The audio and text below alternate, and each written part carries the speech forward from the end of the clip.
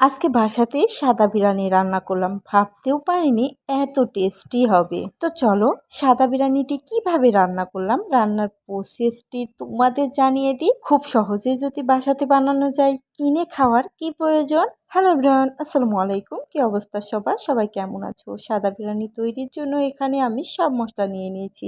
1 cup দুধ নিয়ে নিয়েছি, সেই দুধের মধ্যে লেবু চিপে দিয়েছি। এখানে দুধের পরিবর্তে টক দই নিলেও হতো।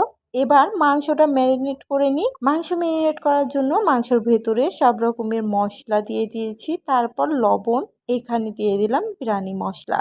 এগুলো দিয়ে সুন্দরভাবে হাতের সাহায্যে ম্যারিনেট করে নিতে হবে। এর ভিতরে কিন্তু হলুদ দেয়া যাবে না। এগুলো ছিল গরুর মাংস। তো ম্যারিনেট করা হয়ে গেলে সেই দুধটা দিয়ে দিলাম, যার ভেতরে লেবু দিয়েছিলাম। এখানে টক দইটা ইউজ করলে হতো দুধের পরিবর্তে। তো ভালোভাবে মাখিয়ে ম্যারিনেট করা হয়ে গেলে এগুলো ঢাকনা দিয়ে আধা ঘন্টার মতো রেস্টে রেখে দিতে হবে।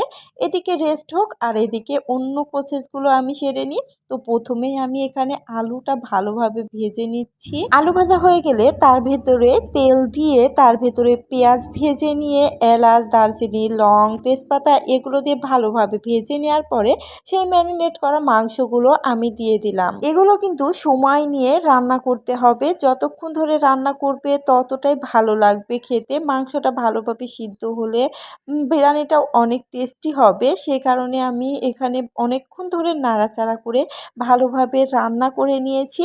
তো দেখো এখানে কিন্তু রান্না অলরেডি হয়ে গেছে, কয়েকটা কাঁচামরিচও দিয়ে দিয়েছি। তো এবার বিরিয়ানিটা রান্না করার পালা।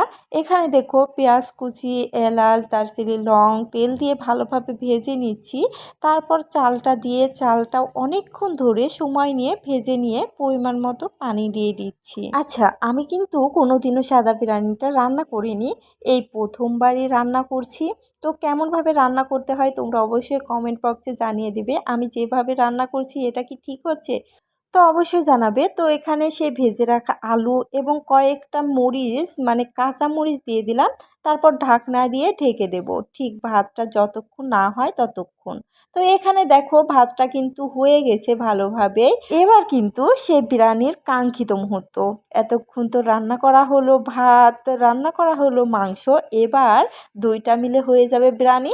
দেখো সেই রান্না করা মাংসটি আমি দিয়ে দিলাম সেই ভাতের মধ্যে, পোলার ভাতের মধ্যে।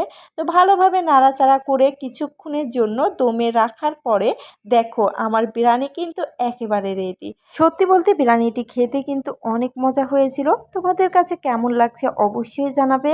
আর বিরিয়ানি কি তোমরা এমনভাবে রান্না করো? অবশ্যই কমেন্ট করে জানাবে। সবাই ভালো থেকো, সুস্থ থেকো। আজকে এই পর্যন্তই। আল্লাহ হাফিজ, আসসালামু আলাইকুম।